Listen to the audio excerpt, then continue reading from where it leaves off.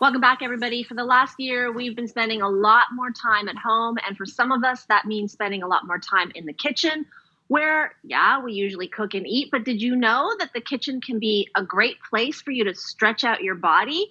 Here to show us how to make use of our appliances and counters for our body flexibility is manual osteopath Liza Egboga.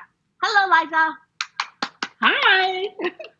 Okay, Liza, I don't think that the kitchen is a place that people's minds go to when we talk about like limbering up our body, but why is the kitchen a good place to start? Well, when you think about the time in your kitchen, we actually spend a lot of time waiting. So, waiting for water to boil, waiting for things to bake, waiting for things to warm up in the microwave. And if we're not being active, usually we're just on our phone waiting for those things to happen. And not only that, our kitchens are probably the only place where we have a counter high enough to do some really great stretching. Oh, I love that. And why don't we start with that?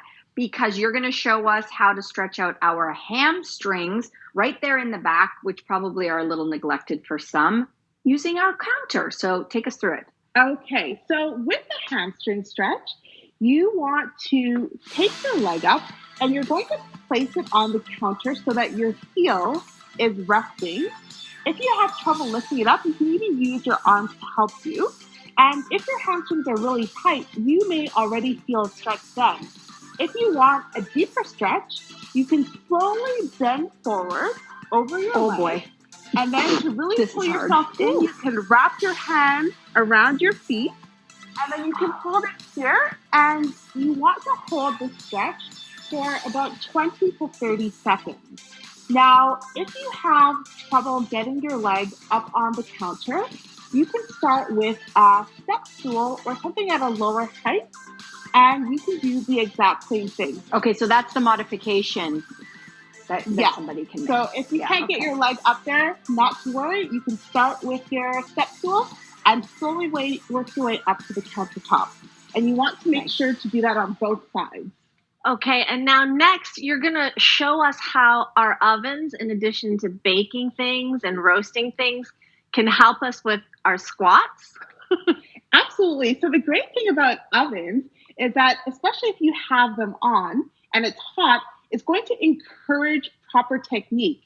Because with the oven, you're actually going to be leaning back and really sitting down into a squat like you're supposed to.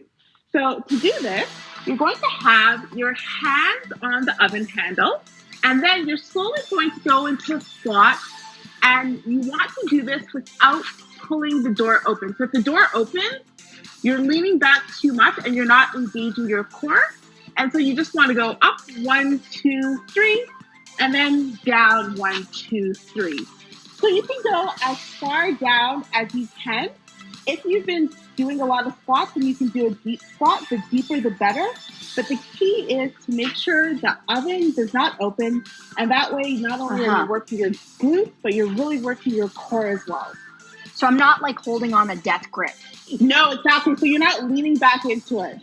It's like dance floor grind styles, Mal. Now you're talking my language. I want some of that. More of that. More of that. As long as I can get back up after, I'm down. Yes, so that's great technique. And now you're using your full muscles because you're not leaning any weight or pulling on the oven. So this really helps encourage proper technique. And if it's hot, you're definitely not going to want to get close to it. Oh, gosh, no. Okay, now we're going to do something called a counter forward stretch or squat. Yes, so this is my absolute favorite. We spend so much time on our phones and sitting that we all get so scrunched in. This helps to open things up and to stretch our lats. So to do this, again, with our great counter height, we're going to grip onto the counter. So you get a good grip on there. And then you actually just want to lean back. And as you lean back, you're going to feel a great lengthening at your lats. And this should feel like a really amazing stretch.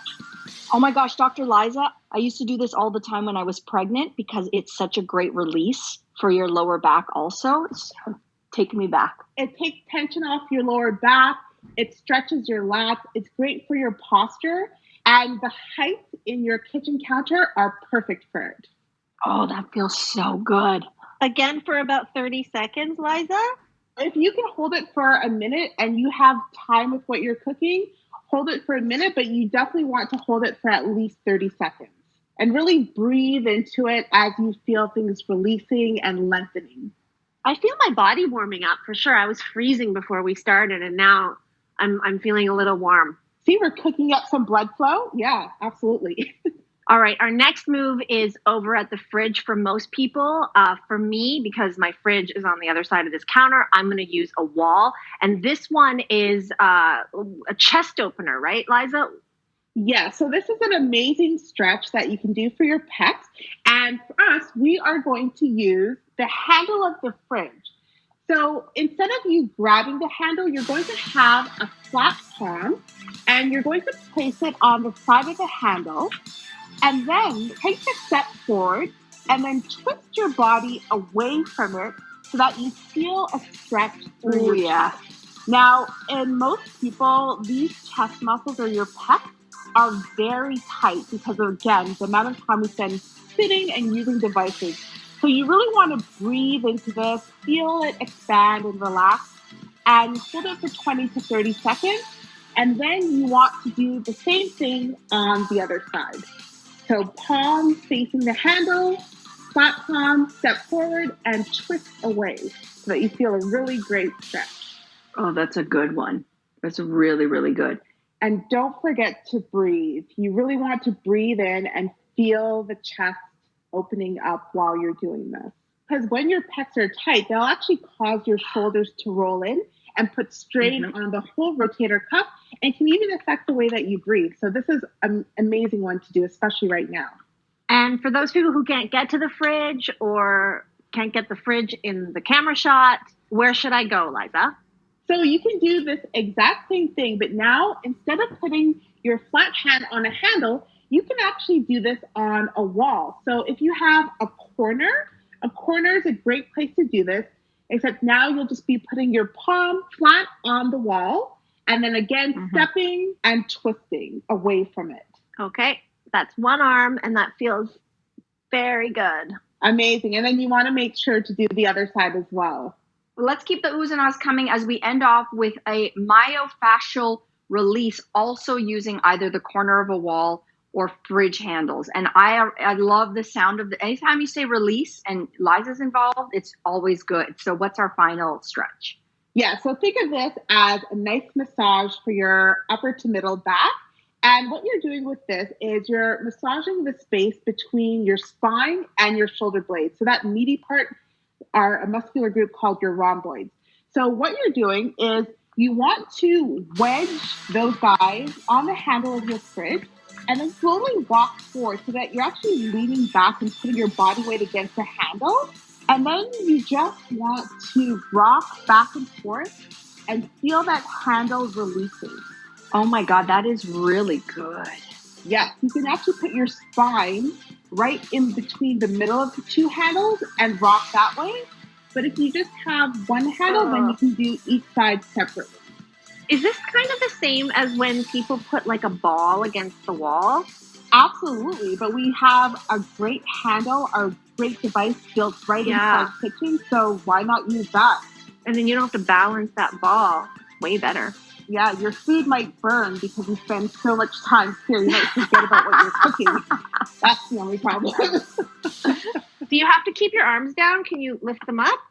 Oh, you can lift them up. You can move them around, whatever you need to get in there. So make it your own. And if you want to move your arms around, if you want to squat up and down to really get the length of the muscle, go ahead and do what feels good. All of that felt good. Liza, thank you so much for giving us another reason to be in the kitchen a little bit more. We so appreciate it. Don't go anywhere. We're going to be right back.